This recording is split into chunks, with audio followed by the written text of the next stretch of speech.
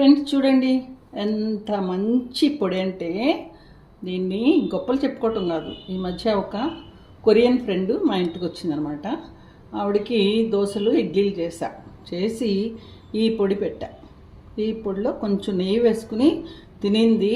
అబ్బా, ఇంకా ఆవిడ నాకు ప్యాక్ చేసి ఇవ్వండి అంటూ, కానీ అలాగే ప్యాక్ చేసి ఇచ్చాను. చాలా చాలా బాగుంటుంది. Simple, very tasty. ఓకేనా, చేసుకుందాం ఇక పదండి.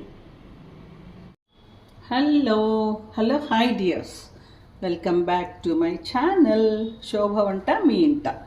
అప్పుడప్పుడు మర్చిపోతూ ఉంటారు, కానీ గుర్తు చేస్తూ ఉంటామని వస్తూ ఉంటాను అన్నమాట. ఇలా ఇది చూడండి, ఇదేంటనుకున్నారు? పుట్నాల పప్పు. సో పుట్నాల పప్పుతోటి మీకు ఇప్పుడు మంచి పొడి, అంటే అన్నంలోకి కానీ ఇడ్లీలోకి దోశల్లోకి అన్నింటిలోకి నెయ్యితో తింటే చాలా చాలా బాగుంటుందన్నమాట. దాన్ని ఎలా చేసుకోవాలో సింపుల్గా చూపిస్తా. దీనికి కావాల్సినవి చూడండి, మన ఇంట్లో ఉండేవే ఎండుమిరపకాయలు, వెల్లుల్లిపాయ, పొట్టు తీయాల్సిన శ్రమ కూడా లేదనమాట.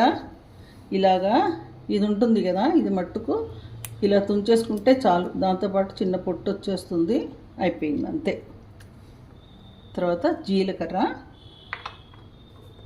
ఉప్పు, తర్వాత ఇంగువ.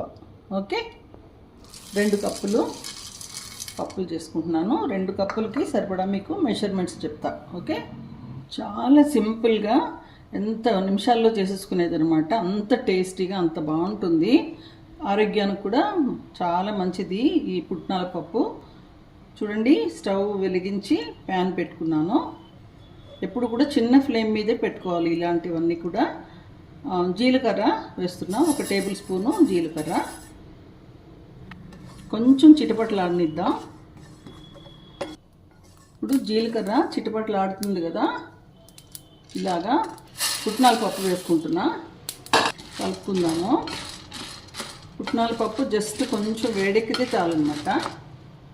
పుట్నాల పప్పుతో కలిపి ఎండుమిరపకాయలు కూడా వేయించుకోవచ్చు. ఇవి ఒక 20 వేసుకున్నాను. మీరు కారానికి సరిపడా వేసుకోండి, ఎక్కువ కారం అక్కర్లేదు దీనికి. కమ్మగా చాలా బాగుంటుందన్నమాట.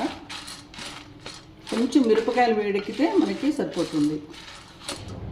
చూడండి, ఇంతవరకు అస్సలు రంగు మారలేదనమాట, కానీ మంచి స్మెల్ వస్తుంది. ఇప్పుడు కలిపేటప్పుడు కూడా మనకి ఫ్రీగా పప్పు ఇలా ఫ్రీగా మూవ్ అవుతుందన్నమాట. ఒక ఎండుమిరపకాయని పట్టుకున్నాను, మెత్తగా ఉంది కానీ వేడెక్కింది. ఇది ఆరిపోతే గట్టిపడిపోతాయి. ఓకే, దీన్ని ఇప్పుడు తీసి చల్లార్చుకుందాం. దించక ముందు చేయాల్సింది ఏంటంటే ఇలా ఇంగువ అనమాట. మనకి కావాల్సినంత ఇంగువ, కొంచెం ఎక్కువ వేసుకున్నా కూడా పర్వాలేదు. ఒక 1/2 టీ స్పూన్ వరకు పడింది. ఇలానే కాసేపు ఒక పళ్ళెంలో వేసి ఆరిపోయిన తర్వాత ఎట్లా పొడి చేసుకోవాలి చూపిస్తాను. ఫ్రెండ్స్, మిక్సీ జారు తీసుకున్నాను. ముందుగా వేయాల్సినవి చూపిస్తాను మీకు. ఇలాగా ఎండుమిరపకాయలు వేయించుకున్నాం కదా, ఆరిపోయినాయి అనమాట. చేత్తో పట్టుకుంటున్నాను. ముందు ఎండుమిరపకాయలు వేసుకుని దాంట్లో ఉప్పు వేసుకుందాం. ఓకే, మంచిగా నలుగుతుందనమాట. ముందు దీన్ని గ్రైండ్ చేసి చూపిస్తా. చూడండి, ఎండుమిరపకాయలు ఉప్పును మంచిగా నలిగిపోయిందంటే ఇంత బాగా మెత్తగా నలగాలి. ఓకే, ఎండుమిరపకాయలు ఘాటు భలే ఉందనమాట, దగ్గొస్తుంది. చూడండి, ఇప్పుడు వెల్లుల్లిపాయలు ఇలా పొట్టుతోనే, అంటే పైన మట్టుకు చూపించాను కదా, అట్లా తీసేసి మీకు ఎన్ని కావాలో అన్నీ వేసుకోండి. చాలా టేస్ట్ కూడా చాలా చాలా బాగుంటుంది. తర్వాత హెల్త్కి చాలా మంచిది కదా. ఓకే, గ్రైండ్ చేసి చూపిస్తా.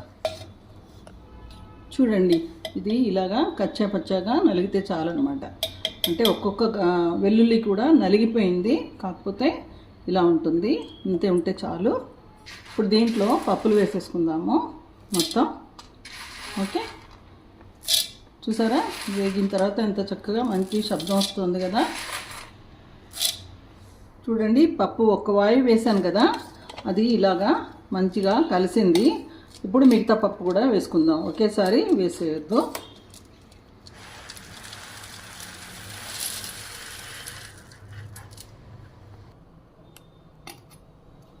ఇలాగా మధ్య మధ్యలో ఇలా తిప్పుతూ వేసుకోండి, పైనుంచి కిందకి. చూడండి, ఇలాగా నలుగుతూ ఉన్నప్పుడు ఒక్కొక్కసారి ఇట్లాగా కింద నుంచి పైకి ఇట్లాగా తిప్పుకుని చేసుకుంటే చక్కగా పప్పులు ఎక్కడ ఉండకుండా నలుగుతుందన్నమాట.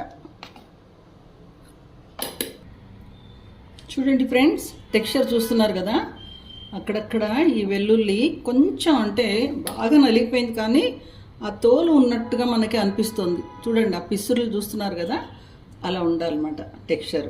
ఓకే, చాలా చాలా బాగుంటుంది ఇది. ఇలా చేసుకోండి తప్పకుండా.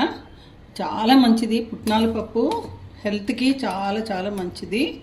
ఇలా చేసి పెట్టుకుంటే మీకు నెల రోజులు కూడా చాలా బాగుంటుంది అన్నమాట. ఓకే,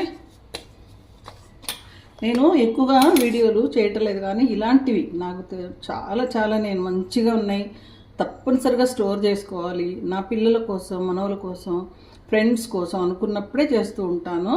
తప్పకుండా ఫాలో అవ్వండి. నాకేం మానిటైజేషన్ లేదు, దానికోసం చేయటం లేదు, కానీ నా ప్యాషన్ ఇది. Okay, thank you, thanks for watching.